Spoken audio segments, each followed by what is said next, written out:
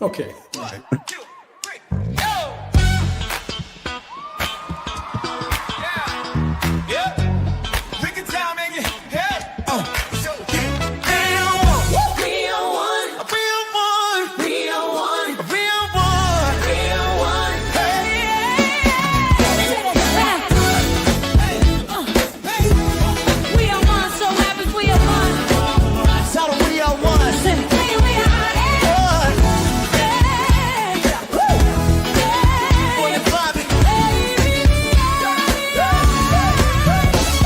Look closer, my life, more than you see.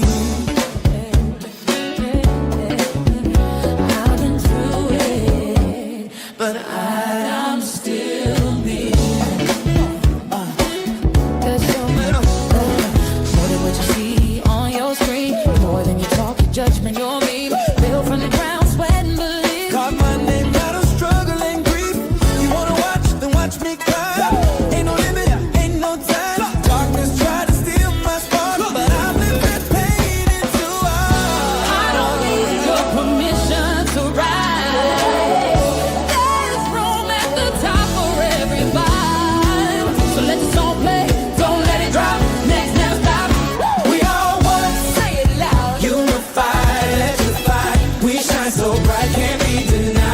At the top, we gon' soar. Sing your truth, kick down that door. We are one, yeah, we are one. Glorified, amplified, rise together, side by side. Life don't hand me pity, it hands me shots. Everyone I take, I connect the dots. Lessons hit hard, but I stand tall. I'm made for the bounce, not the fall. I ain't perfect, I'm pure and free. No filter, just raw energy. You can't define what you can't confine. My story's mine, the light still shines.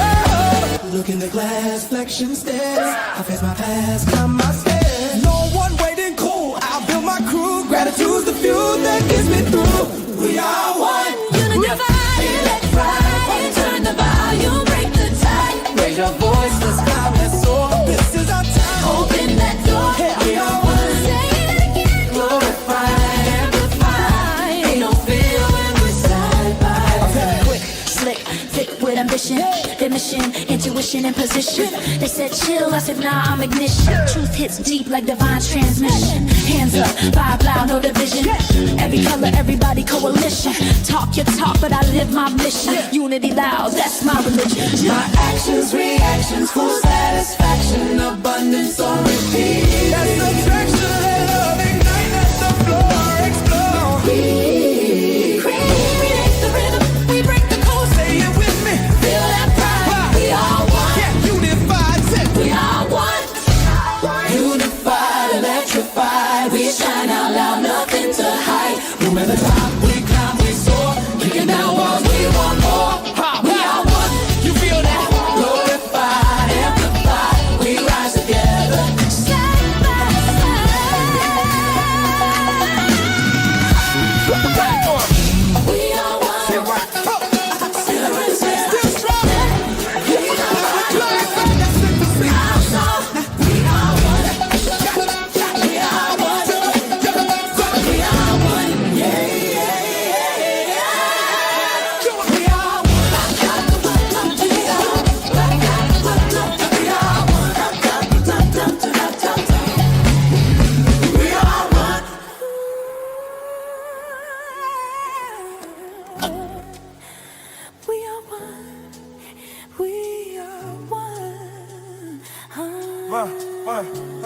Look closer. Look closer. My life's more than you see. I'm not here to blend in. I'm here to be free. I move with grace, I move with heat. Step by step, Feel that beat. not chasing fame, I'm chasing truth. I'm giving rhythm to my roots. Every breath, every chance, this life I dance, you spin, I slide, two souls, one stride. Don't you fade when the rhythm hits. Hold that line, make it fit. No spotlight needed, just one vibe. This is how we come alive. We are one. We are one. Unified, electrified under the sun. Shine out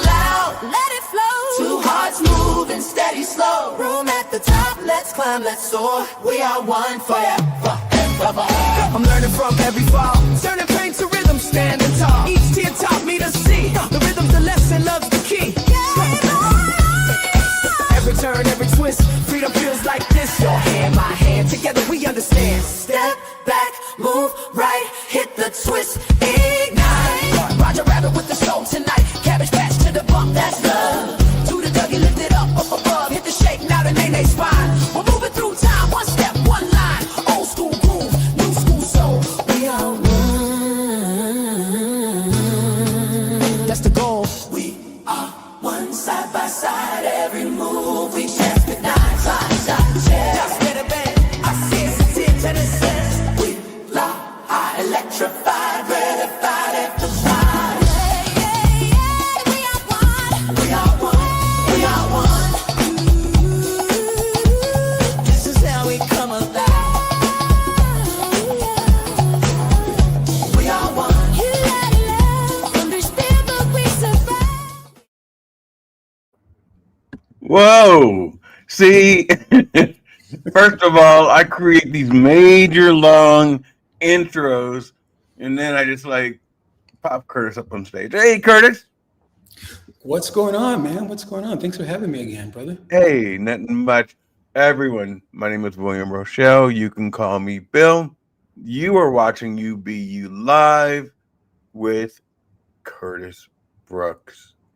We have 110 people watching us right now on YouTube, Facebook, LinkedIn, Instagram, and I think Substack. Are you on Substack yet, Curtis? I am. I think I subscribed to you already. Don't do that. That means I should know that. Yeah, so everything is going in the right direction. Good. As far as like numbers and stuff like that are concerned for the cast. Just got back from our break. I think you were my first. No, Lanier. No, you were the first person. No, Bambi was the first person on my show. It was Bambi, then you. I mean, the numbers have been really great ever since, and I'm trying to keep up with that momentum. Being consistent, yeah. I had that challenge sometimes. Yeah. So what is your schedule like? To be honest, Bill, I don't have a schedule, man. You're doing a lot better than I am. I don't have a schedule. I think I was sharing with you or someone else, maybe it was Wayne, that I moved recently, and so you know how it is if you moved a few dozen times like I have. It can be for me just a daunting task trying to get things back together, because so now I have to my little studio or / office studio sanctuary man cave. It's a little bit smaller now, and so I've got to be a bit more creative with getting the space together. And I just haven't really had it all together to actually get started. But I did get started on it recently. And so I hung the monitors, which I typically will have my monitors hung on the wall. And I've moved some stuff around. So I still got a little ways to go, but the computer is already set up and all that stuff. So I'll get back into the swing of it. My plan is to get back on the horse again and start my show up again, that man show. So you this for a little bit. So you don't have a philosophy like I'm gonna go on at this time. Well, for the show, that man show. That's on at 7:00 on Thursdays. But like I said, I've been out of the loop for the last several weeks because I'm just trying to get my energy level back together. Because like I said, I had to put my studio back together again, and just not that it's hard to do, but it's just that whole moving process. It took a whole lot out of me, man. So I'm just finally starting to recoup from it. Yeah, you know what? First thing that came to mind when you said that you moved is one of the things that people hate to do the most, right? Mm-hmm. Yeah, man. And then the second thing that I thought was, you've got to be tired and mental tiredness and physical tiredness are the same. You know, you can be mentally tired. I don't need one more thing on my day. Yeah, man. And what I loved about what you just said, which I'm just gonna, you know, piggyback on for a second, is um, that you have to get, you know, force yourself to get, not you. You didn't say that you specifically have to do this, but sometimes we have to force ourselves to get out of bed, and Yeah, man. and and it it's such a strong thing to say because people don't like to admit that. You know, people don't like to admit it. Um, they have so much going on that, Mhm. you know, it's easier just to like put those covers over your head. You guys peek out, Yeah, give me man. some coffee or some oatmeal or some grits and shrimp, and then let's go. Yeah. Um, but that's part of why I force myself to have like you Thursdays. What time? At 7? Yeah, it's something for my show. Yeah, Central Time. Thursday at 7 Central. For the Hmm. show, mine are always for my anchor show is always Sunday at 4. Um, Hmm. but I've no matter what's going on, I'm going to make sure that I hit that Sunday at 4 mark. Hmm. Um, Hmm. because I want people to start to expect it, and I want to thank YouTube as well as LinkedIn for the 237 people that are now watching. Nice. Um, take your time, and they shall come. Um, but um, it is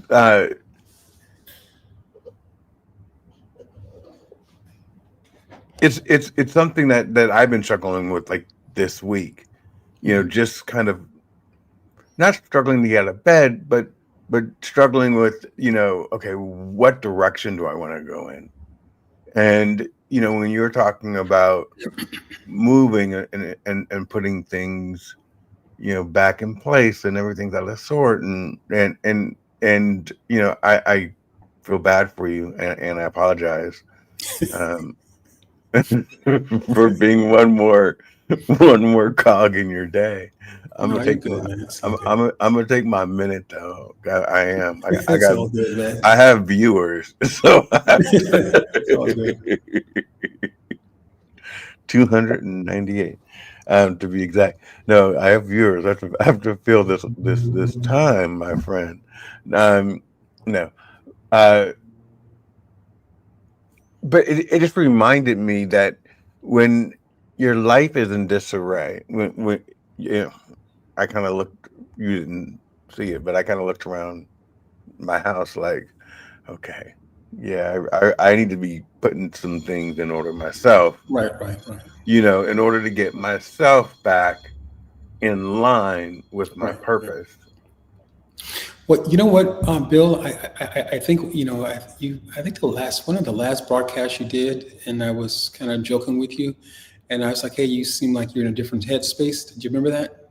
Yeah, Yeah, yeah, yeah. you're in a different headspace today. Yeah, well, no, no, I'm okay, but I was just going to say in regards to just be you, me, or anyone else who's watching is that I think ultimately, man, we just have to give ourselves permission to have those days where, look, I don't feel like doing anything, I don't want to do anything. I'm just going to leave I'm going to leave the dishes in the sink or whatever that case, whatever it might be. I'm not going to hang my clothes up. We just have to give ourselves permission, man, because doing this adult thing, man, it's heavy. It's a lot of stuff sometimes, a lot of moving pieces to it. And we don't have to be ashamed of it, man. We don't have to be ashamed of it, man. And I think that when we find ourselves trying to teeter on what's right and what's wrong, we can absolutely find ourselves, ducking and diving on parts of life that we think we should be, we should be at a certain space, or we shouldn't be doing XYZ. And the reality of it is, man, we just have to give ourselves permission to do life, man. And sometimes it's just that way, man. And we don't have to make excuses for it, man. And we don't have to be ashamed of it, man. We just have to take up our position. If we feel like having a lazy day, that's what you have. That's just what it is, man. You So know, the only problem I have, I agree with everything you said, except for one thing, and that is, I have to watch, I have to watch myself okay. on, you know, okay, have your lazy day, but because right now I don't have a Monday, Mhm, mhm, you know, okay, so my lazy day is great, but it started on Friday. But mhm. I get you. but 3 Mondays have passed, Yeah, yeah. I hear you. and I you're hear you. still in your little depressed state, Yeah, yeah, and yeah. you gotta pay the bills. Yeah, yeah, Um, absolutely, man. Absolutely. I get it.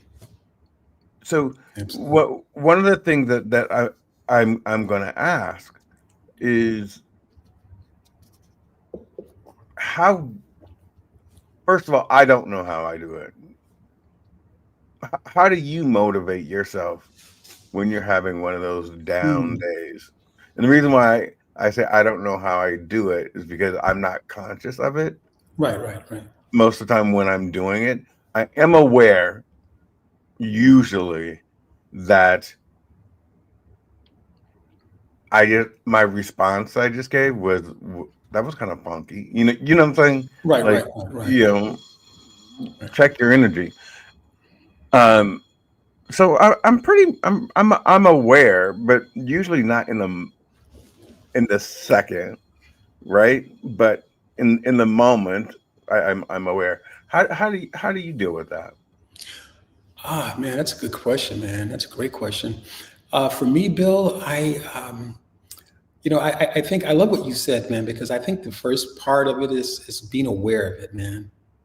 I think that's the first piece of it, and that's a huge piece, is being aware of it, because a lot of times those moments or those days that we have, or like you said, sometimes we don't even know that we are having them. They just kind of creep up on us, or they show up while we're asleep or something. Maybe we had a bad dream or something like that, or just some kind of funk come over us while we're lying down or something, as we place our head on a pillow before we went to sleep.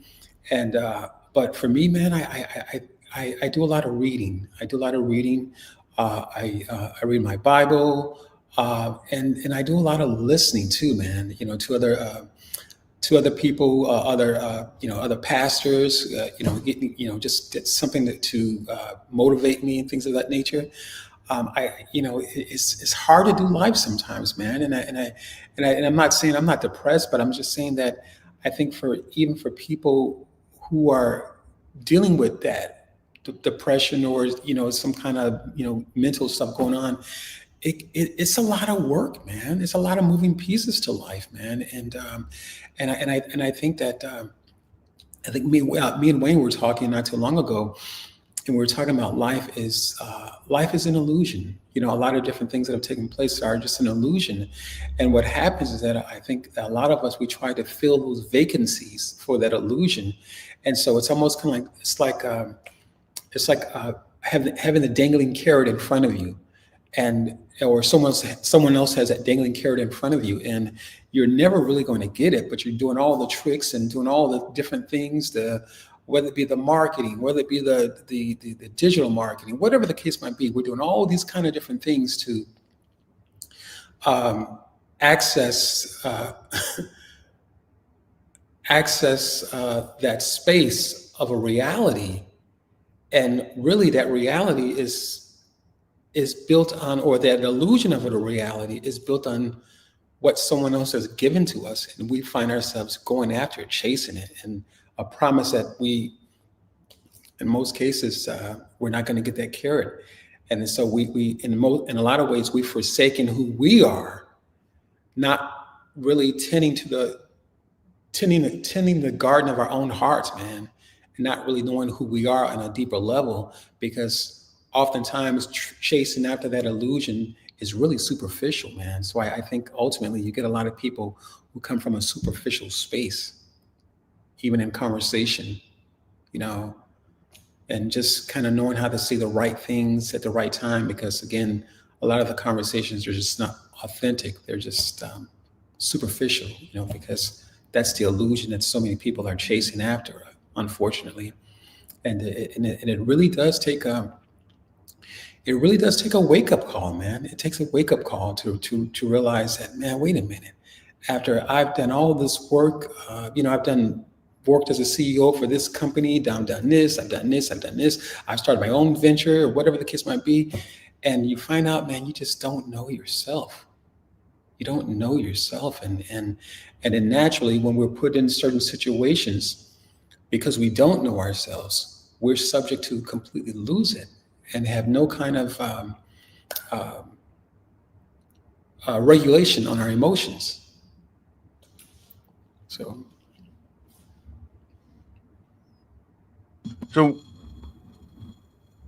when that's a that was a lot that you just said. The first thing I'm going to say is it's okay to be depressed if you are, and it's okay if you're not.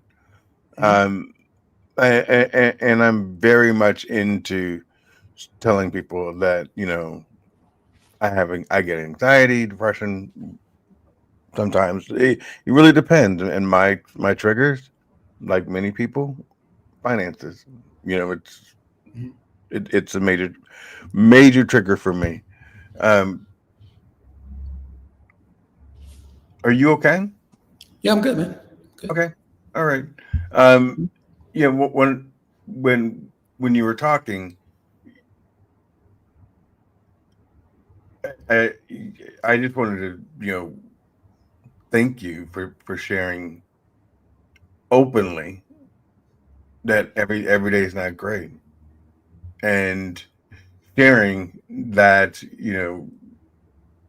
the journey itself has different layers, Absolutely. if we may, but we will always come out on the other side. And the only contradiction that I'm going to make, and if contradiction is the right word, difference of opinion, is that um, that dangling carrot's not an illusion for me. I'm gonna get it.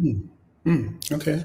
I'm gonna get it, and Okay. so I'm gonna ask that you rethink that, because I know that because you would probably tell me this, that words have power.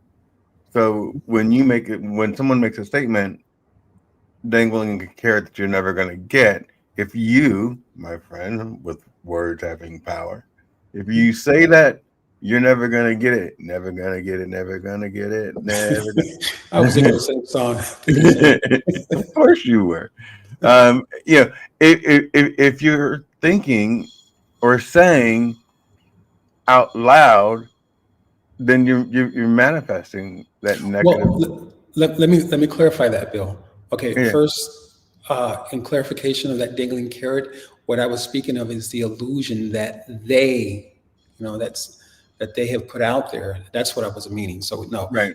I believe absolutely. If we have set, I believe if we have set certain goals for ourselves, and it doesn't necessarily, like you said, it doesn't have to be a dangling carrot. We absolutely can achieve it, but I think the bulk of us, that was kind of where I was going with that. The bulk of us, uh, we are in fact coming out of a reality that we did not establish, brother. Hmm. And so that reality was established by them or they, and that is oftentimes that dangling carrot that they will place in front of us, and we can find ourselves going through all kinds of different things, and just to the point where we can absolutely feel like we're losing in life, and just the ups and downs, the ebbs and flows, the mental just the mental failings in our mind, in our own mind, and that because the way they put it together, brother, you weren't supposed to get it. You were supposed to work for it. You're supposed to keep continuing to work for it, and thinking and the feeling. Like, remember, it's an illusion. So their whole purpose of it was to put it out before us to make you think that you have something, and at the end of the day, you have what you potentially have what they've put together for you, but in reality, most people don't know themselves, brother. Most people have a difficult time getting to that space of being authentic. And because it's difficult for them to get to that space of authenticity, they will settle. There's only two recourses, brother. It's either the illusion that they have put together for us, or the reality that we will create in our own lives, and that's from that space of authenticity. But you can't have both. You can't have what they've put together, because it's an illusion, and it's got most of us making bricks, just like the Egyptians did. Like the Israelites did in the Bible. The slaves did in the Bible. They made bricks, and at some point, Pharaoh's changed the quota, and he needed them to make more bricks with less supplies. And so I think that with this illusion that we're all been a part of, brother, it has us work. It has us building. It has us almost kind of like building a house. We don't quite understand what we're building, but we're building a house that eventually that house surrounds all of us. And so what looked like we had freedom and we're just kind of going to and fro, it eventually houses us. We're actually on the inside of the house. So we're building a wall, helping to solidify this wall of illusion. And then in reality, brother, a lot of people are sick because of it, because they don't know thyself.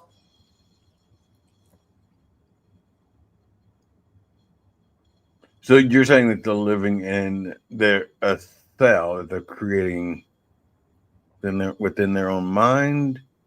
No, I'm saying that there is a fallacy or an illusion that has been put together like a mirage, and because it's been put together so intricately and so intentional, a lot of us, myself included, brother, have been down that road, chasing after it and thinking that you can have it all, and the reality of it is that the only person that is that ends up being deficient of a reality, deficient of a purpose, is ourselves, because you can't build on what you can't build a stability on the grounds on the unrented property, brother, or on the illusion that someone can give it to you and take it back. Yeah. So I think that's what a lot of us are up against, brother. Rich, poor, somewhere in the middle, trying to make sense of things, and especially with all the stuff that's going on in the news. And whether you're a Trump supporter or not, it's neither here or there. The point of it is that there's so much going in the news that, again, even with that, it's been intentional. It's intentional to frighten us, brother. Because if they can keep us frightened, they can keep us continuously looking at what frightens us, rather than getting to know thyself. Because when we get to know thyself, brother, that's where the power is at, man.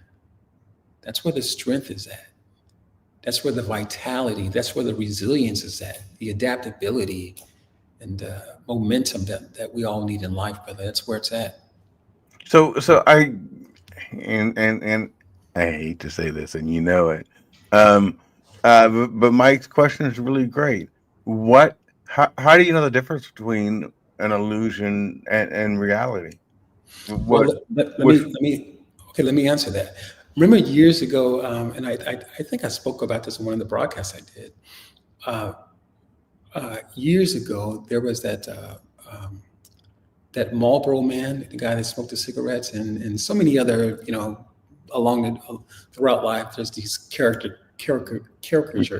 that they have society has created, and so the idea, or even with the movies like John Wayne and some of these other individuals throughout the movies, like Denzel Washington, uh, the media has had such a power on all of us, brother. It has had a power on the women as well, and that for the men who have not had a father, a male role model to represent a father, the illusion is that they will garner an idea of what a father looks like from the character on TV. Okay?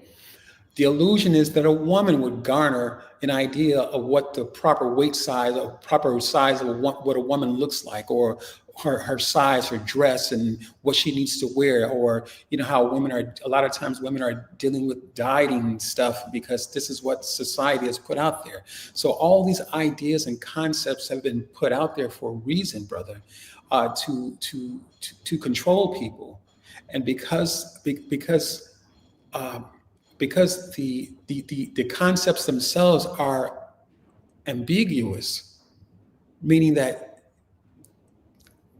there's no right or wrong. They could go all different kinds of different ways, and you find people trying to fill so many different roles or parts of these caricatures that society has, that the media has created on television.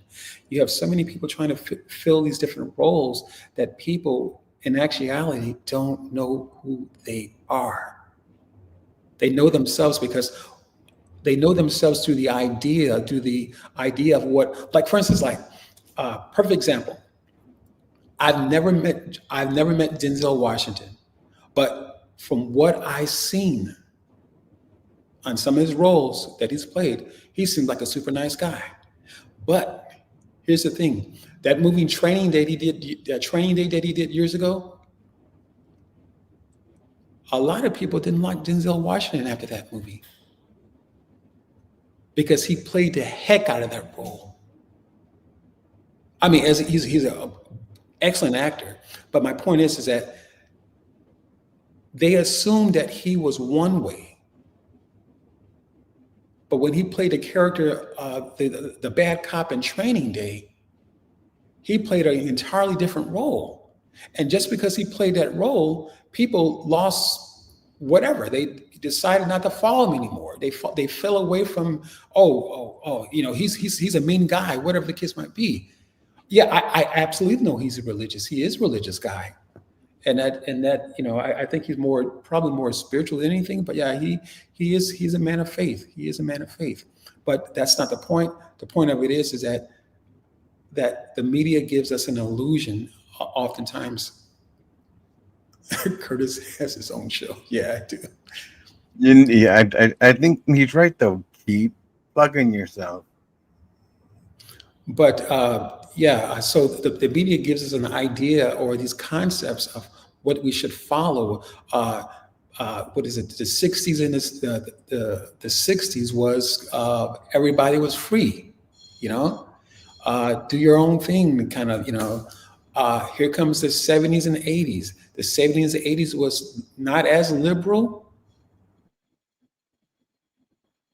Well, no. Go The ahead. Go ahead. '70s, the '70s were extremely liberal, No, I was saying not but as liberal as the '60s. I think the '70s were as liberal. I believe that Okay. AIDS came in the '80s, and Okay. so what occurred was the the freedom, right? Because I think the '70s was the sexual revolution. Right.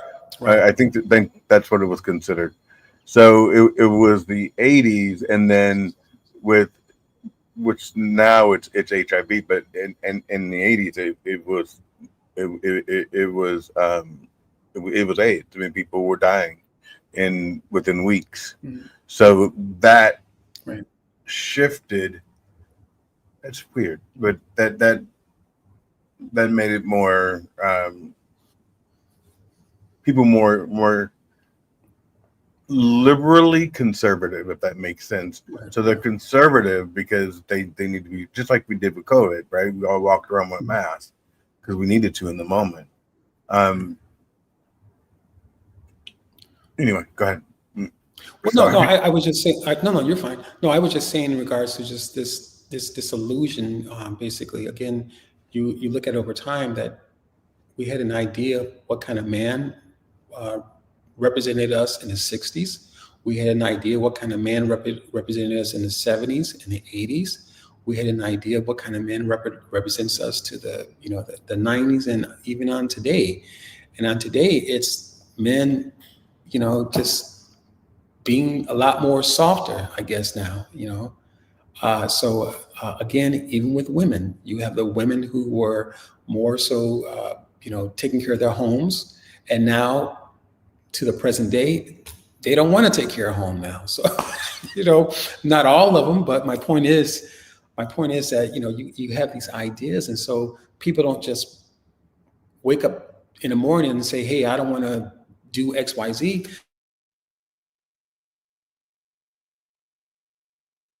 There's someone who's casting a shadow on this stuff here, man, and we don't seem to know who that person is.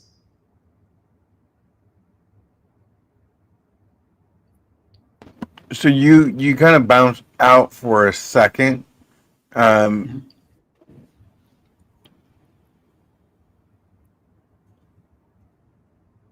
and so I so are you saying that women the roles of men and women have shifted? Yeah, you can say that. I mean, I'm just saying yeah, you can put it that way if you want to, but I'm just saying that the idea or of what a man was from the again, that between, even if you go back even further, the '30s, the '40s, the '50s, and '60s, each of these time slots, these had an idea or concept of what a man looked like. At one point through the movies, we've seen John Wayne being more macho and more rugged. And then, you know, this is often the idea of where we get our ideas as who a man is. Yeah, but Or we started this off by saying um, that we've been sold an illusion, yeah, we have. and so of what a woman is. The Marlboro Man was gay. I mean, or I don't know. That was a rumor, um, but he was the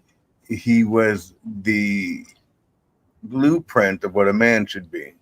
That was a facade. That was a something that Well, he that's wore as an image. Um, but you're right. I remember him. And the Marlboro Man is not a man, a specific man. It's basically a look, right? Like I think there were several different ones. right, right, right, right. Um, cowboy hat, kind of dusty, smoking your cigarette. Right, right. And then at some point, you're right, Bill. At some point, he actually removed the cowboy hat. Yeah, So, but yeah, I mean, yeah, it's absolutely an illusion, man. It's kind of like, it's like if you've ever had a pet before. Some people will speak to your pet and say, "Oh," or maybe to their child, a small child, and say, "Oh, my child is hungry. Oh, the pet's hungry," and we can only assume that the pet's hungry. We can only assume certain things, but nevertheless, a lot of times we have a lot of these filler ideas or concepts which we apply to thought. Apply to certain actions that we see people and their mannerism or behaviors, and we end up building a whole story, so to speak, around images, basically. yeah. I mean, around perception. That's Yeah, perception, absolutely. That's. I mean, I I asked a question. One day, is it is it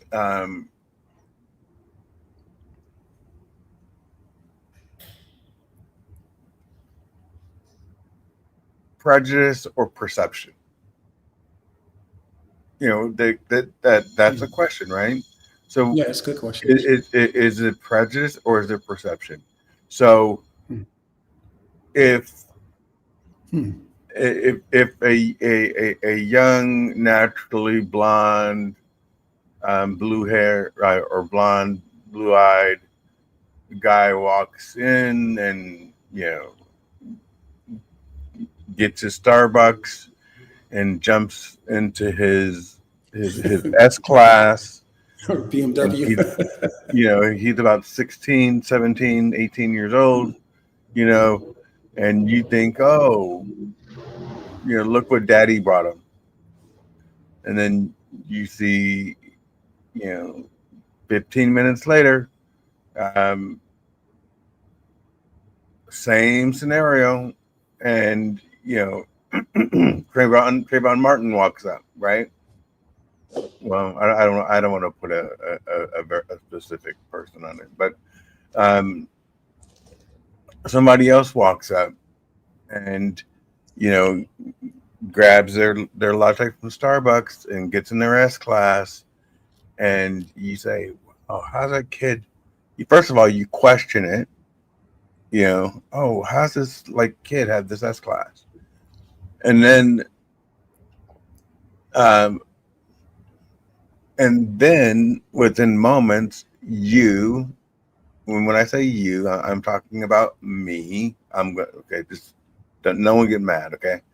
But you put a label on it. You say, okay, so not only um, did one have rich parents, but the other one, their parents don't know that he is selling drugs. So there's this connection that we make based on perception. So Sure.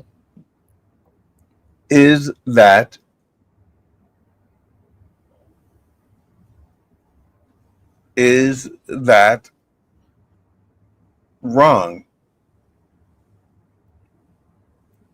if we self correct or make steps towards correcting? I don't think it's wrong. I think it's a natural thing, man, just from our own experiences. Okay. Yeah, and to self correct is the ideal thing to do, I believe, because we could again we can. I think perception is one thing, and obviously being prejudiced is, again, it's a great question, but perception is one thing and being prejudiced is another thing. But I think in its totality, if we don't respond to this self-correction and put that in the right perspective, we become prejudiced. Right. So that was my click, Hmm. my gotcha on my newsletter. It's so here's where it becomes prejudice. That man, you're almost as smart as me. So it's when you know Right. that what you are doing is wrong, Hmm. and then you continue. So Absolutely. you had a perception. A perception means you don't know if it's true or not. Hmm. I just always thought this, and most of us don't even Yeah. know where we got the thought from, right? Right. Um, but then once someone says your perception's wrong, and here are the reasons why mm, I don't want to first. We have to be careful, right? Um, and because I don't want to say tell anyone what they see and what they feel is wrong. So I'm gonna skirt that back. and Well, I'm not. but Bill, even with that, man, I mean, it's kind of, it's like, I don't know. I think it's important for us to, like you said, to self-correct, and sometimes in the midst of other people perceiving things incorrectly, they are perceived incorrectly because if they are, or if they're perceived in a manner that the individual perceives it at, and they're continuously bumping up against the wall and refusing to accept correction on their perception, that is a problem, brother, because we should be able to correct someone. And again, sometimes correction, here's the thing for me, and this is how I believe God works with correction. I believe God, and just from my experience, for me, God is, if I don't self correct the first time, there's usually a witness or someone God places in my life that, or that moment, or somewhere down months later, I don't know, that will say, in a way, again, they may not even know what the issue is or was, but God will place people in our lives to help us self correct. I believe that in all my heart. And that oftentimes the people refuse to believe otherwise. But how God works with me is that He'll send someone to self-correct, give me in a loving way, and to help me self-correct. I'll run into a similar issue, maybe packaged differently. Okay, but once you uncover it, it a lot of times ends up being the same thing. Well, again, I may have perceived it wrong. And so when that happens again, He'll send someone, again, to correct me in a loving way, a little bit more harsh at this time. Okay, you didn't you didn't listen to the easy method.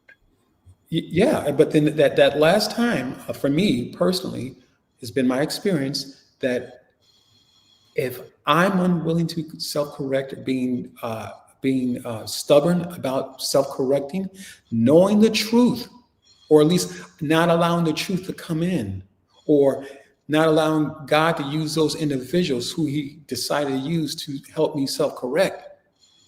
Typically, for me, in my experience, it usually ends up coming out like a hammer on me.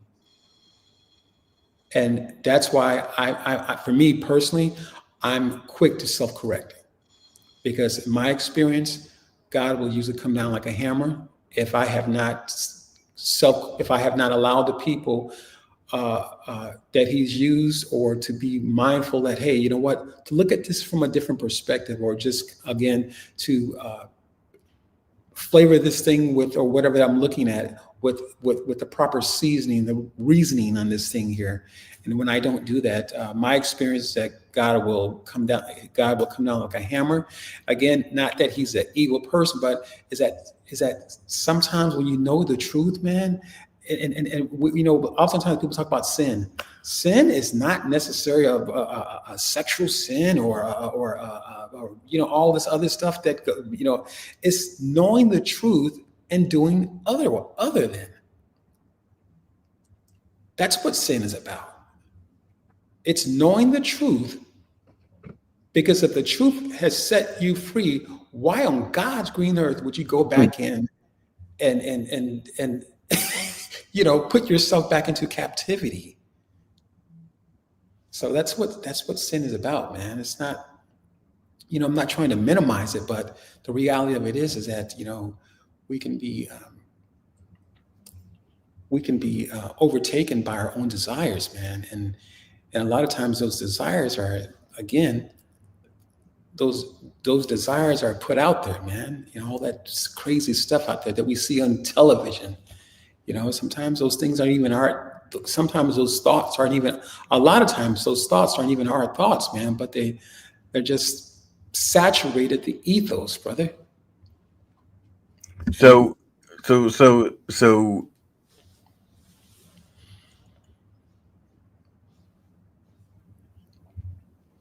Now it's TV. Tomorrow it's going to be TikTok and Instagram, social media, right? So there's Yeah. always going to be something that's going to grab our attention. How do we how how do we stay one step ahead? Because once you teach, which you can, which you shall, I'm sure, the masses, how to to know thyself, right? And step away from the television and step away from uh, these preconceived notions of what a man or a woman or a provider or a home or a family is supposed to Yeah, look like. we need to have more conversations like you and I are having right now. Yeah, That's what yeah. needs to take place. So so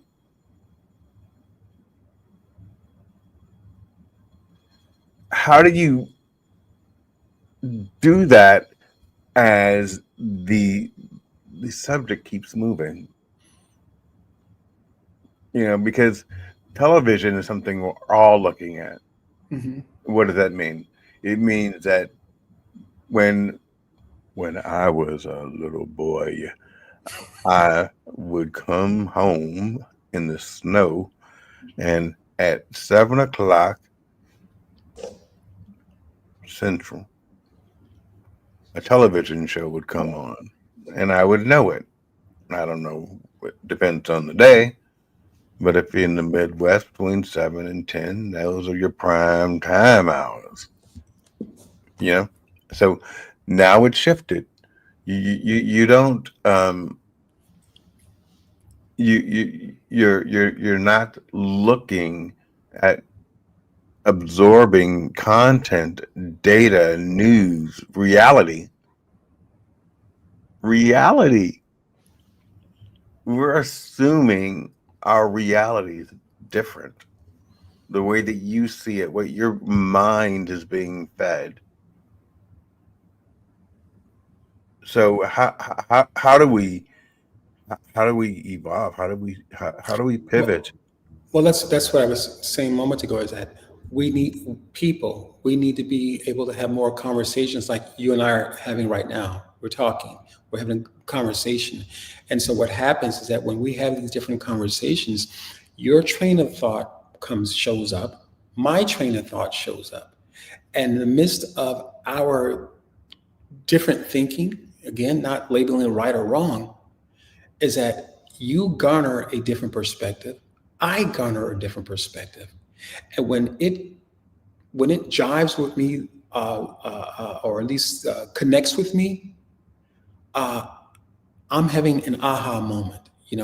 I think a lot of us, man, we're things are being tweaked here and there, tweaked here and there, tweaked here and there along the way, and to a point where we have those aha moments at some point.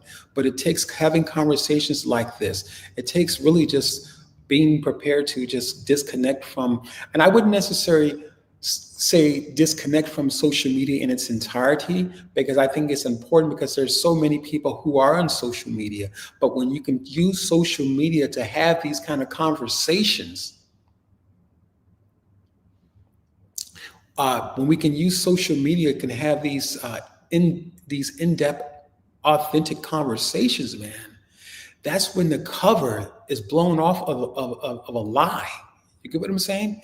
That's when we can connect with real people and say, wow, I like what Bill is saying. I like what Curtis is saying. I like what the different guests Bill have had along the way, different things they've shared. So I think, we have to make use of social media because it is obviously here to stay. But my point is that we can use it we can use it to benefit our own our own tribes, so to speak, and that Okay. people can actually grow, learn, and come out of that cocoon. Because ultimately, in order for any of us, brother, to change our habits, to change the routine in our lives, brother, we're going to have to think ourselves out of this. We have to think ourselves out of this. And I know I was reading your information, Bill, that you've been a CEO of different companies and things of that nature. And so when you read different reports, not just you, but just in general, when people are reading these different reports, the data and all this stuff, and and what's been bought, what's been sold, and whatever the case might be, when they're reading all this data, you have to put your thinking cap on and says what and say, what does this data mean? Let me make this data make sense so I can explain these numbers to people. And so, even in our own lives, man, we have to be prepared to look at the data that has shown up in our own respective lives. Look at the patterns, man. And it's not, and again, if at all possible, that we can do it from a non-judgmental space, because now we're about making that correction now. Just as the same fashion, you may look at those numbers from different reports and be able to direct different organizations you may have worked for in the past, Bill. We need to be able to do that with our own lives. We may not necessarily have a hard copy of our life cycle or different things we've done in life, but we have the mental note that we can we can take hold of through the course of our lives, and being able to be honest with ourselves and talk about the role that we played in it when the thing didn't work out like we had planned, when it did work out like we had planned. So all of this information, even about our own lives, again, we may not have a hard copy of it, but we can do that. What's the word I'm looking for? Digital. Well, we can do that. Do our own interpretation. Not as much our own interpretation, but we can do our own reflection. That's what I'm looking for. Okay. That self-reflection, and that's what's needed to look at the data. And I think a lot of times, man, we're not looking at the data of our own lives, man. And it can be detrimental to us. Again, that's why I said earlier, we have to, as a CEO, you made the numbers. The numbers said one thing, but you had to be able to explain that to others, to your board, or whatever the case might be. All the parties have played played their different roles, but my point is that we have to do the same thing for our own individual lives, man. And that means that we've got to look at the hard data, some data that we don't like. You know, we have to look at the experiences along the way, the feelings, brother. That's what most of us got, because even in the Bible it talks about how the Israelites, when they were under slaves under Pharaoh, once they had, or at least once they had made their exodus at some point, they wanted to go back to the the lentil and all the way they used to eat. And so there was so a lot of times our past behaviors, man, they come up, these different feelings come up a lot of times. Feelings almost like you can taste something, you know? And I think when we haven't dealt with those feelings, man, we can find ourselves longing to go back to that place.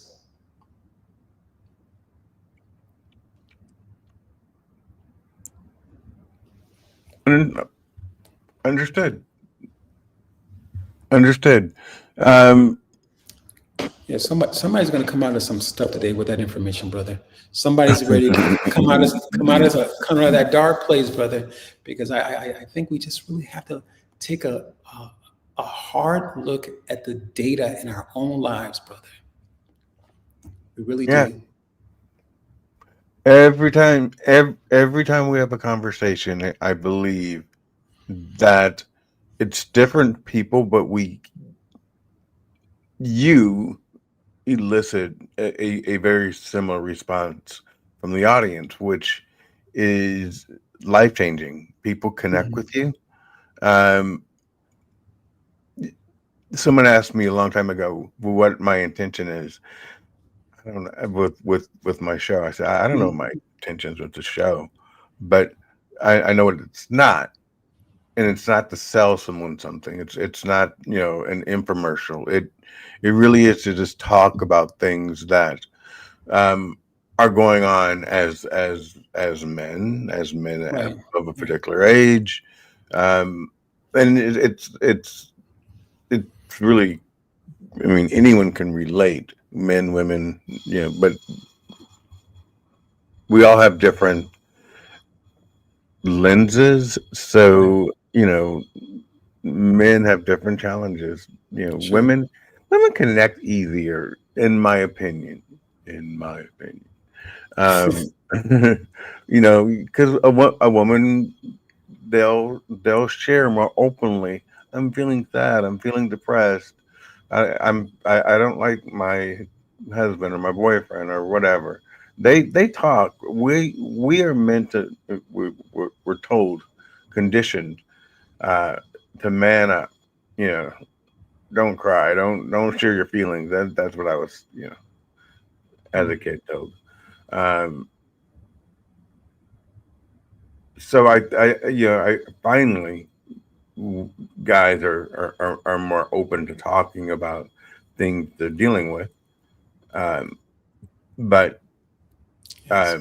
it took us a long time to get here. It took me a long time to get that sentence out too, everybody. Yeah. Absolutely, man. All Absolutely. right. So hey, it's been an hour. What do you have planned? Did you go out for no King's Day?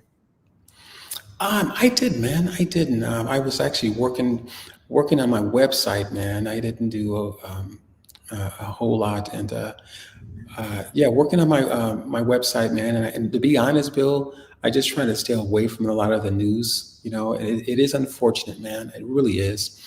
But I think that I know how I am.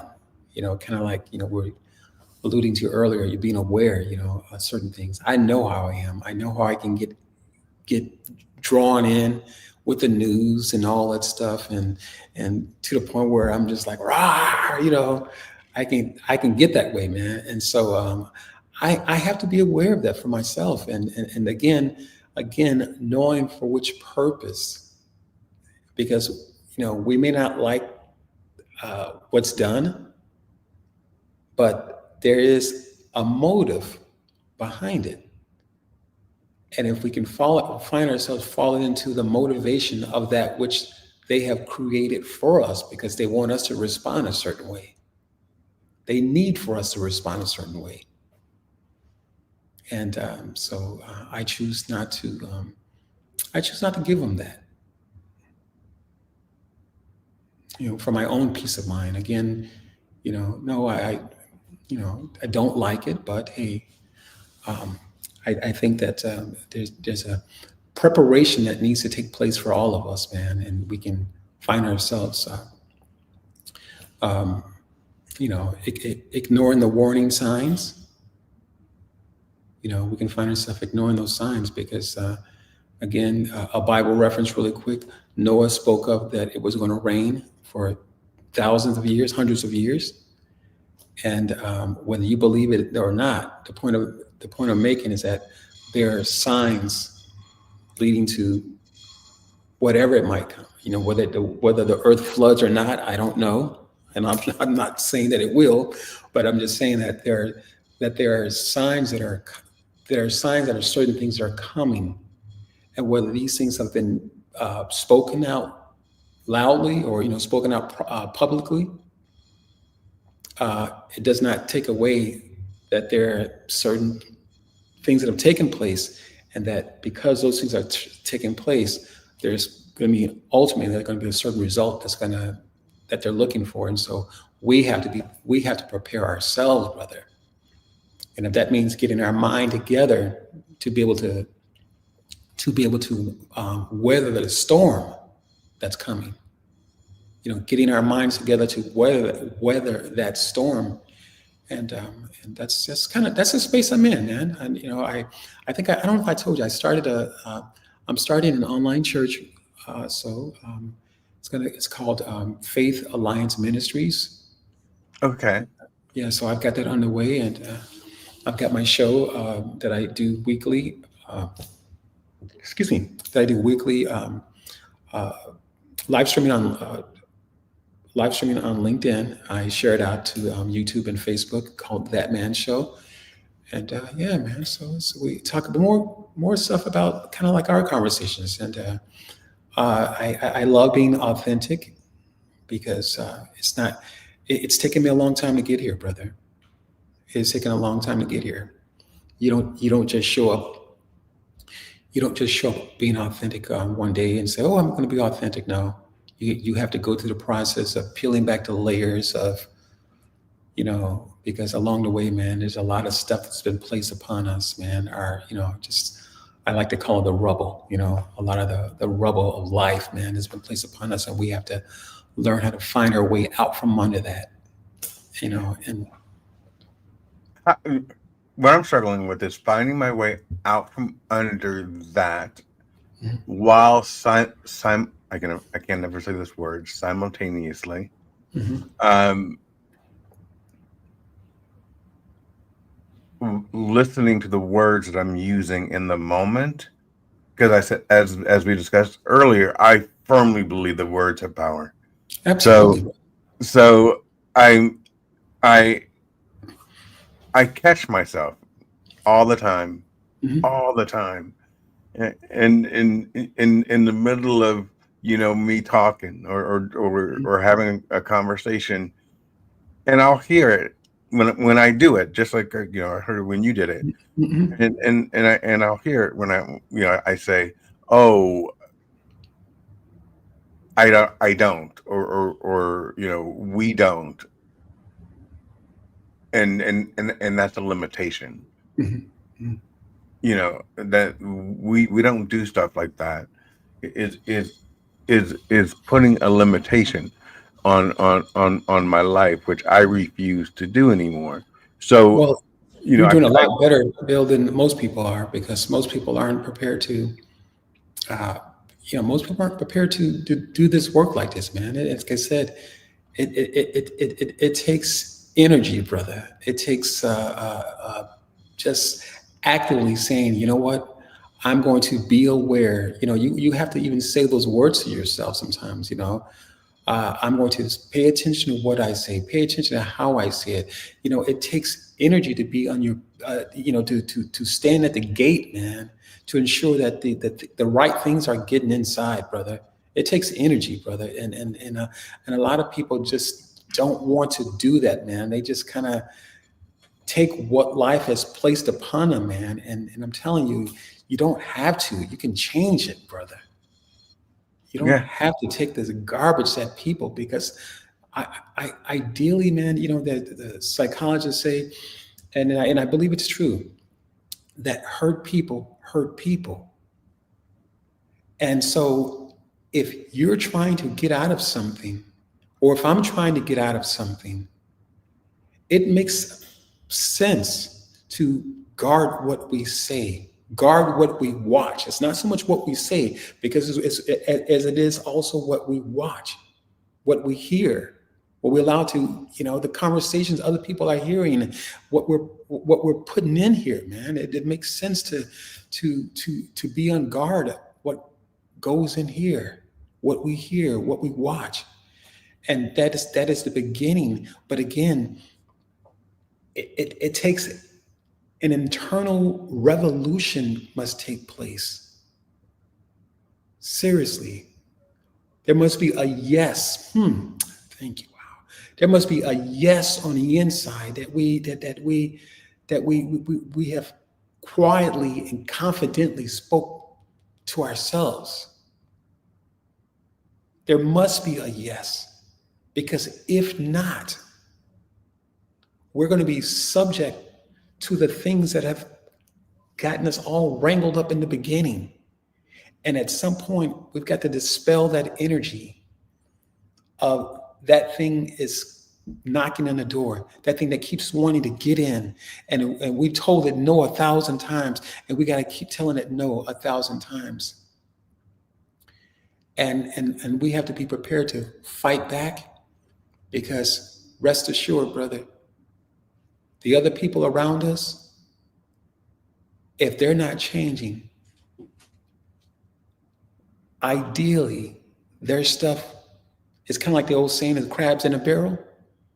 They don't want to see you change. If they're not Mm-mm. changing, a lot of times, Bill, our change for us, for me to give a yes, to you to give an internal yes to your situation and say, I'm ready to change, whatever it might be, whoever it might be. When we make those decisions, a lot of times it's a decision that obviously that we're making for ourselves, but it's a decision that affects other people too. And because those decisions, that yes, your yes, my yes, and anyone else who decides to say yes, because their yes affects so many other people, we have to be prepared to know that there's going to be some contention. There's going to be some contention because they don't want to let you go. They don't want to let us go because it's easy for them to remain comfortable in where they're at.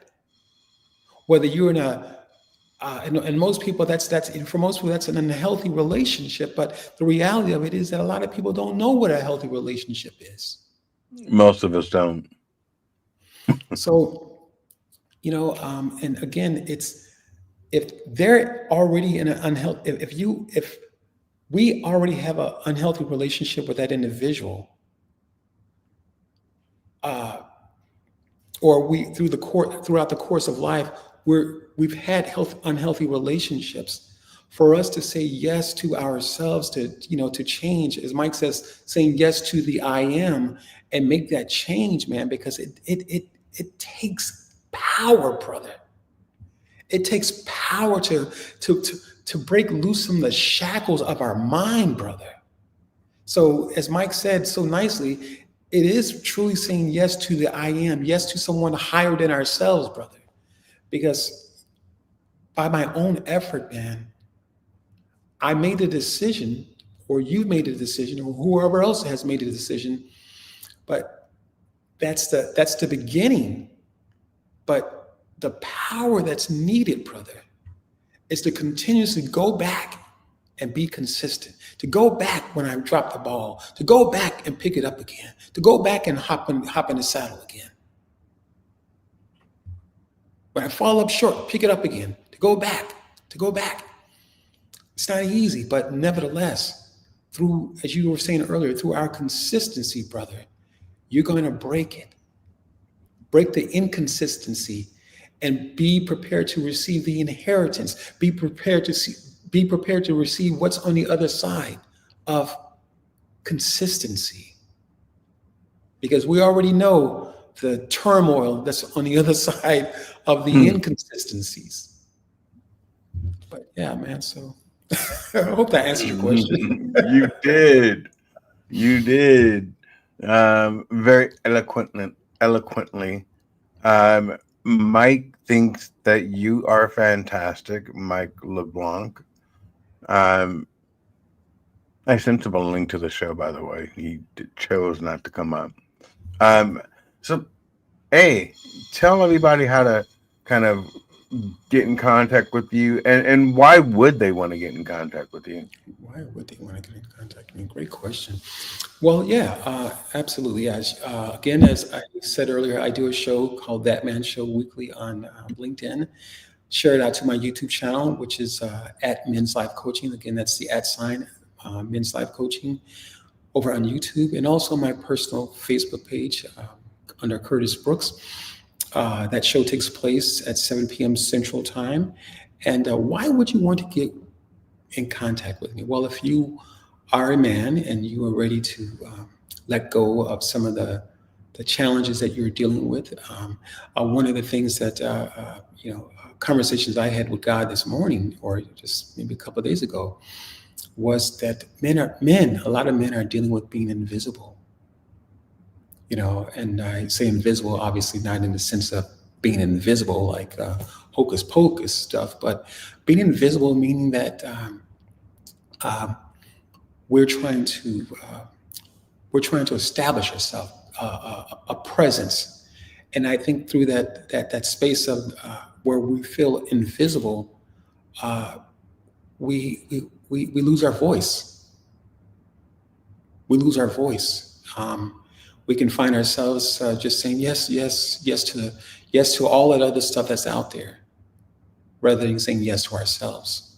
And I think that's one of the many reasons why as a man you might want to get in contact with me, because if that's something you're dealing with as a man, absolutely reach out to me. Like I said, over on LinkedIn under Curtis Brooks. You can find me there, also on YouTube. So DM me if you need any help with that, or if you are high achieving men who are dealing with the challenges of being one person in your professional life and yet another person, entirely different person at home. Reach out to me, and we'll help you with that. What does that mean? What's So that? Excuse me. so one person in your personal life and then one person at work. Oh, you're asking what does that mean? Yeah. So oftentimes, just people in general. I think there's a lot of people who are dealing with what I like to call the mask, where they're one person, like a duality thing going on. They're one person. They're the performer. They're the performer at work, the person in charge, and yet at home they're an entirely different person. And oftentimes these is they're they're leadership issues that oftentimes that we as leaders deal with, men deal with as well. Obviously, women too, but because I do work with men only, there are oftentimes leadership issues, integrity. Mm. I I found that it was difficult for me to turn off the the office once I got home. Mm, yeah. And one thing that I had to learn how to do was to not necessarily be not necessarily or remember that um, you don't work for me. So when I would get home, uh, my friends would say, "I'm I'm sorry, Bill, but we're not in the office and we're Mm, not your staff. right. You can go grab your own water." And it's like, oh, Right. Right. but I'm not. I don't see it, and the reason why I'm going to defend it and say I don't see it is, but I know that it's there because it's been Hmm. brought to my attention Right. before, Right. right? Right. But I don't see it. The reason why I don't see it is because I would go get you a soda if I was going in that direction. So me going, hey, can you go bring me back a soda? It's kind of something that I would have just naturally done for you Right. Right. Right. as well. It's not me saying that, you know, oh, people should just bring me stuff. Oh, Well, sometimes people don't like the tone, Bill, and it doesn't mean that you said anything wrong or did, sometimes just people just don't like the tone, man. And like you said, when you're coming, leaving your place, from work, and you're in a leadership role, and you're coming home, you can still have that tone or sense of authority, and sometimes, especially with family, man, they just our subordinates and colleagues, they may look to us and say, mm-hmm. hey, Bill, how's it going, man? And just kind of, look out for us. But at home, man, They don't care. they don't care. No one cares So about that stuff, if man. I actually thought about it while you were talking because my face kind of went sour, and Mhm. and I was like, oh, I hope people don't think that Curtis said something that made me upset. No, it was that don't nobody care about me. Like, Well, no, I mean that came out wrong. Um, but like my daughters, they're like, mm, He's just dad. mm. Just dad. My, Amanda said once, "You don't know anything about running a business," and I was just like, "Okay." That's hilarious, man. It is. I just sat back and thought to myself, Mm, that's too and funny. she's in her 30s. I mean, she's not a child. Um, I just sat back and thought to myself, you watched everything I did. Like, what do you mean? Like, I don't get it. Hey, Michael, how are you? I just want to thank y'all for these open, honest, authentic, transparent conversations. Particularly my brother from another mother, Curtis. You are too, Bill. I'm not leaving you out.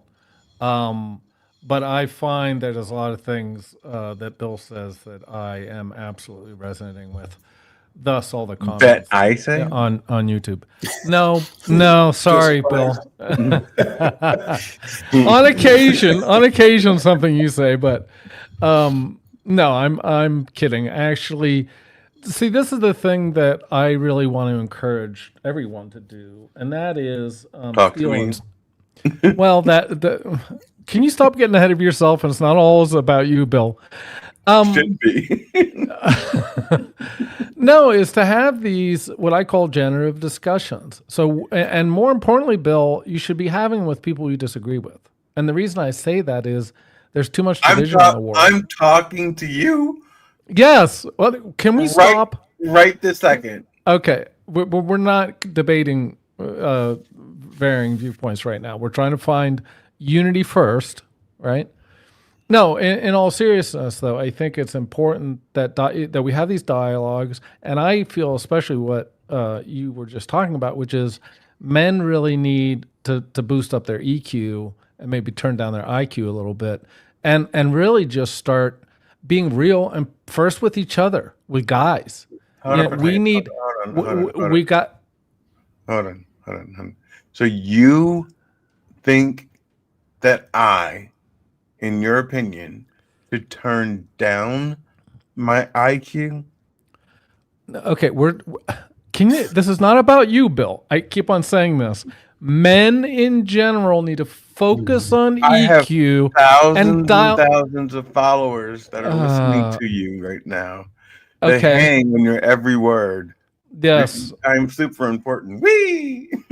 Well, God bless you and that delusion. But in all seriousness, though, I do think part of probably what people are attracted to, Bill, is this whole UBU thing. So you are taking the mask off a little bit, and I think, or a lot in some cases. So I think that's important. Yeah. Okay. Jeez. I didn't do it. I was so tired. I was almost late. Anyway, I actually have another appointment, but I wanted to jump on because I'm really happy that, and particularly with Curtis and you having this discussion, I think is really important because, like I said, I think there's too much division in the world. We have to have more conversations, particularly maybe with people we don't necessarily agree with, and start working on what I call generative discussions, which means we have to come in to the discussion. Doesn't mean we leave our beliefs behind, but we have to leave our bias behind and listen to that person. Because if we don't listen, we don't really know where they're coming from. We may or may not make assumptions as to what their point of view is, and that's not good for anyone. Where we could find points of agreement first and then build on that. If you don't do that, I'm really wondering how we move forward in all this division. That's all I got to say. I think that was fantastic. I'm just trying to figure out how you came on to my show. Mine. It said, "You're busy." Did a monologue.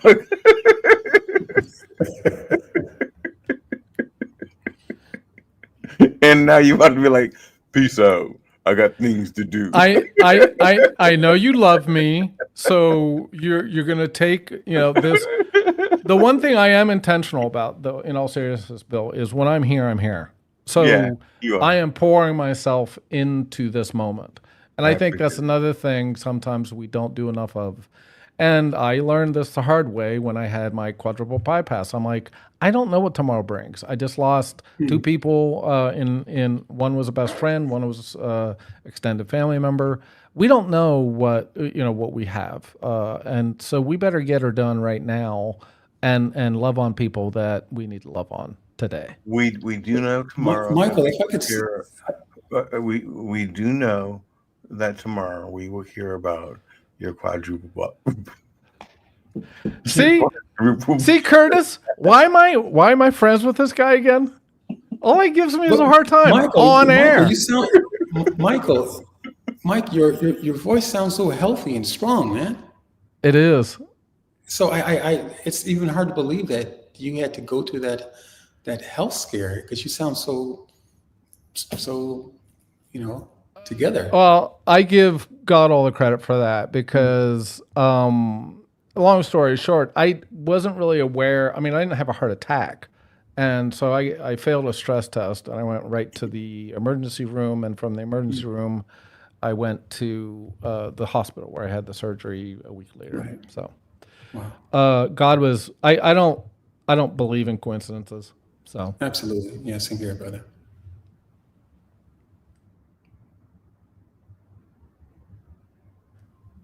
I love you, Bill, No. with all your thousands of followers. That doesn't matter to me. I love you for you. Okay. It's funny to say. May I speak now? Are you guys done? What are we doing here? Mike said he has to leave. You were saying you had to leave, right? Everyone leaving me? What's going on? Mike? No, I got a few minutes more, but if didn't know how much time you had left, Bill. Well, I would love for Mike to tell you about Bespoke Musica and what he's actually doing on Substack and the arm he's creating with his new business. Go ahead, Mike. Tell him. Go. Well, Curtis, Michael, as you may, Michael, go ahead. Before you answer that, so are you a musician by trade or just by I'm a poet, a lyricist. I do vocals. I am not a musician by trade. Gotcha. Okay. But I led worship at a church for a number of years. So Okay. I've been around the vocal scene for Gotcha. since I was a kid, basically.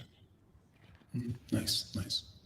So anyway, bespoke music is a concept of I write lyrics for bespoke events. I started out with birthdays, and then of late I've been asked to write intros and outros for folks shows. I've done a couple of those. Some are still kind of waiting to come out.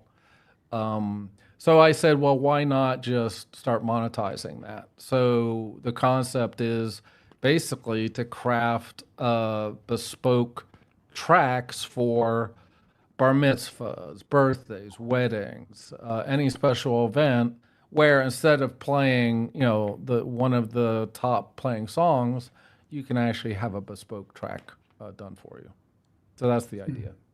I think that is, my God, how you came up with that idea, Mike. I think it's fantastic. Now, and is and this AI also?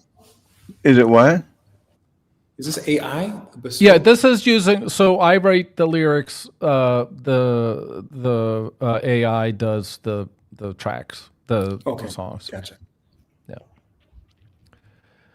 And in that, Bill and I are kind of going neck and neck as to creators. So he's in the game too. Yeah. And did he do it for this one, Bill? I'm coming in late. Did you do an intro for Curtis? Curtis already has, I think, 2 intros. Yeah, I have one. Yeah. Oh, Yeah. No. I mean the one for the show, the Yeah, You Be yeah, You yeah, show. yeah, Oh, yeah. okay. I've done it. I think I did at least twice. Um. Anyway, um. But today was just it was just my own stuff. So that's it. But apparently, Curtis, and I think you're on Substack. I think Substack's going to be Yeah. sort of like the next Facebook or something. I think it's. I think it was just for writing people that are serious about writing. Now I think a lot of other people. I think people are getting tired of LinkedIn. LinkedIn is kind of promoting themselves and not the creators. Right, So I right. think Substack is really about really helping the creator. So I think there's a number of us from LinkedIn that were kind of active on LinkedIn that are kind of coming over to So do you think Substack. it's like a just a wave right now for Substack? It's just a wave, whereas that it was where LinkedIn had the wave and now it's kind of dying out, and now the wave is over at Substack. Do you think that's I what's don't happening? Or? no, because I actually see, and I'm kind of serious about this. I see Substack as being the creator's friend, meaning I think it's more than just a wave because they give you tools Right, to repurpose your content elsewhere, like YouTube, like right. well, a bunch of other places, and so yeah, including Spotify and TikTok and all these other places. So I actually think that Substack, and I don't know why it was typically just a writer's hub, Right. but I think because Hold they've on for opened up all a these second. other tools. Go ahead. Hold on. So this guy needs to just turn on the filming aspect of his computer, right? And Mike, just film yourself all day long. Just trying this new technology out, reading about it, learning about it, talking about as a new user how you felt. That's your show. Like you should do that. And the reason why I'm saying that is you do what most of us don't. Y'all, I'm gonna say I can't believe I'm gonna say this out loud. Mike reads. And I say this to him all the time as a backhanded compliment. When we're having our own private conversations, I'm like, oh yeah, I forgot you read the instructions. Okay, whatever. And that's why his stuff comes out looking all pretty, and mine like I come out with like tape stuck and glue. And the first thing it said was, put on gloves, right? And I'm always looking at myself like, why is this? There has to be something I missed. Put on gloves. Um, so what I say, you know, publicly, I say privately, actually more. He reads, and so I think it would be a great thing for him to just while he's on this discovery that he's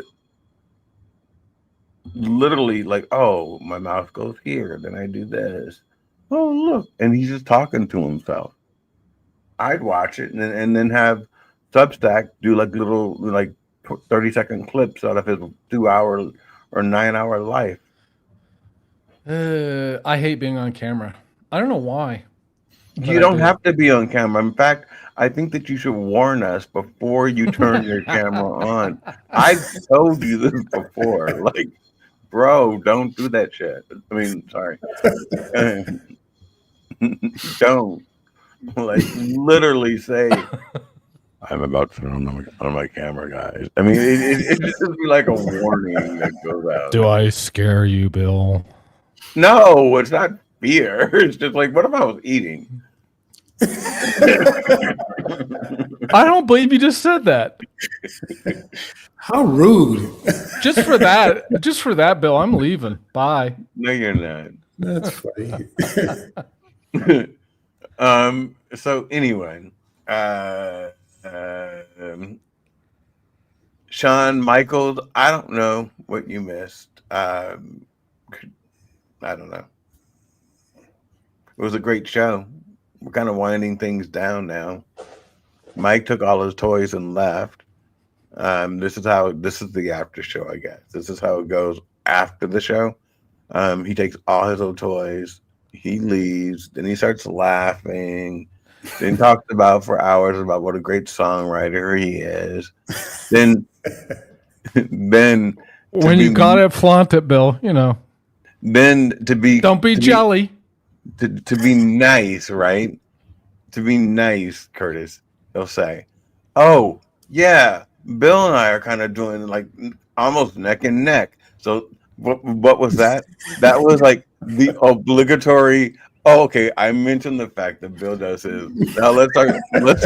Now let's finish talking about me. I'm Mike. I'm a poet. Did you No one notice, asked you. Curtis? No one Did you asked notice you it's all about any of him? this. Have you noticed? No, it's not. Yes, it is. It's not. He literally came on the show and took over and hasn't said anything. I think you're jelly. But I love you, man. I'm keep on telling you. I love your songs. I love what you're doing. You have UB Live, man. I don't have UB Live. I don't have you be live either. Oh, blah blah I blah. have You be you you. Oh, I'm live, sorry. I'm which sorry. as my friend, you should at least get the brand right. I was so excited about your Bill, show that I got it Bill, wrong. I think there's a Bill. I think there's a lot of potential with your show, brother. Yeah. Oh It yes, really is, man. It really is because I think just you spark that authenticity out of people, brother. And do I? yeah, you do. I think so. I think people come onto your show and they just want to be authentic, and I think that's the that's the candle that you're holding up right now because you're still searching. That's why. And that's okay because God loves you right in the middle of your mess, man. Yeah, yeah, yeah. He does. Wait. First of all, I didn't hear him say nothing about a mess. Like I didn't hear anything about it. I heard none of that. But that's what you want to pull out of it and then throw it right up on the screen. Yes, Wait. God Wait. loves you, So even you though got it you're all ugly. sorted? Wait. I didn't say that. You got it all sorted? If you have it all sorted, then God bless you, man. Do I have it all sorted? See, no, we're not going to get into this conversation.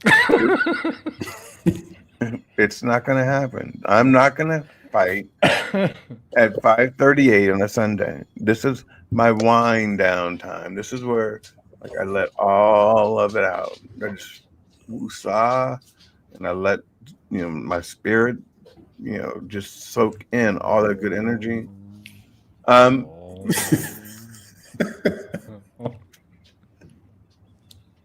Curtis, if I were you, I'd leave. It's about to go. It's about to go down, huh? No. Oh, we're gonna have a throwdown? Come on, let's do it. Let's have a throwdown. No. A rap battle. Yeah, you would win a rap battle, I think. I can't rap.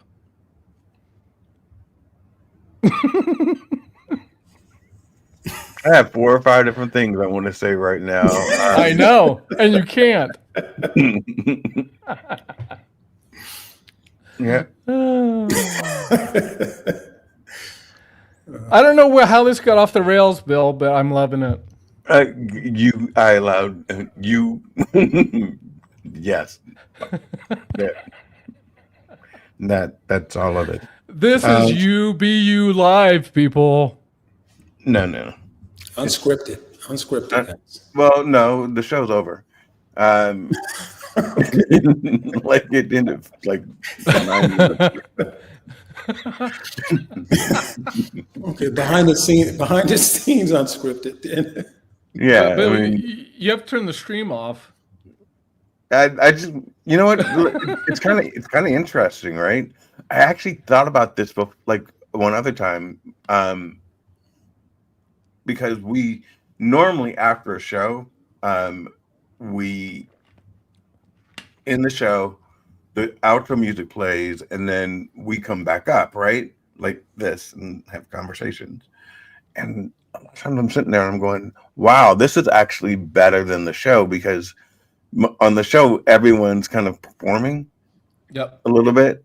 Yeah, I'm not. I mean, I'm not actually, performing either. I'm not. yeah, performing. this is performing. actually who I actually am, which is disappointing to a lot of people.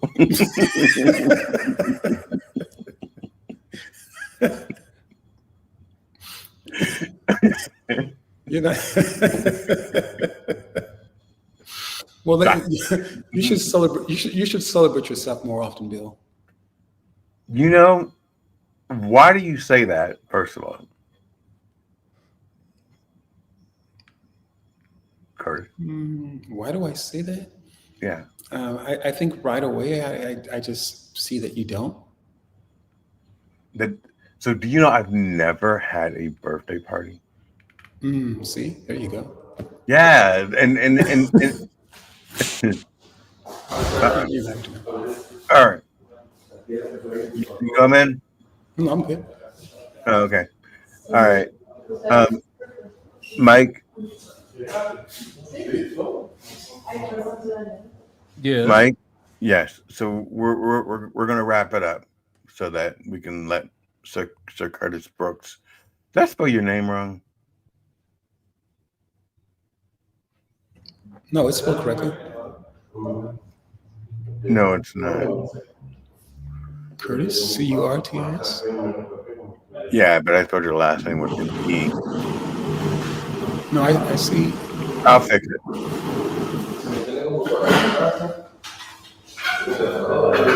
All right, everybody. I will fix that on the back end. It was lovely talking to you. Mike, you can stay up. Curtis, you can stay up. You can go home. Whatever. It's been an honor and a pleasure being on stage with you both, particularly and Curtis, absolutely, and Bill, I do love you. Oh, and this is my fast version of I Am. I am.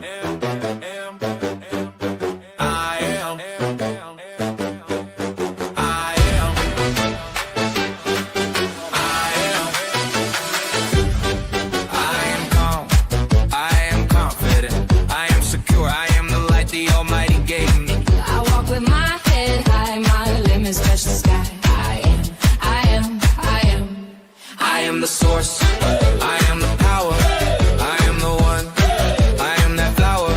I am unique, I am driven, I am grateful for all I've been given. I know which way my water flows, I know from whom my divinity comes. I'm past, present, and future, I am a superpower, I am magnificent, just the way I am. I am.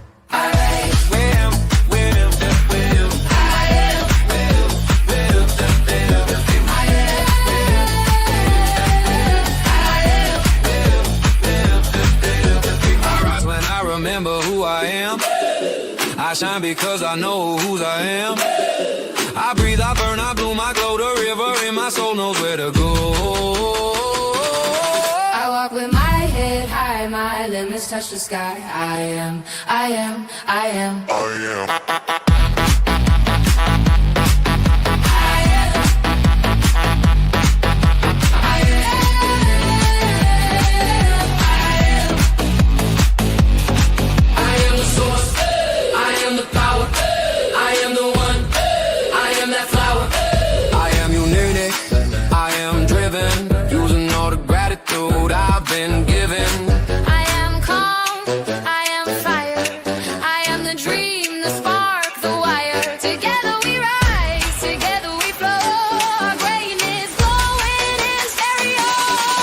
Energy rising, divinity climbing, flaws aligning, never declining, perfectly human, spiritually flying. Truth don't break, it keeps refining. I'm divine by design, still redefining. Past, present, future, I'm the timeline on that mirror, yeah, that's my shrine. Unapologetic, my power's mine. I am.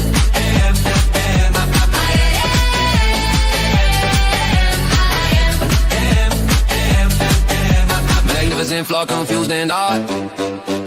Still a masterpiece sculpted by God.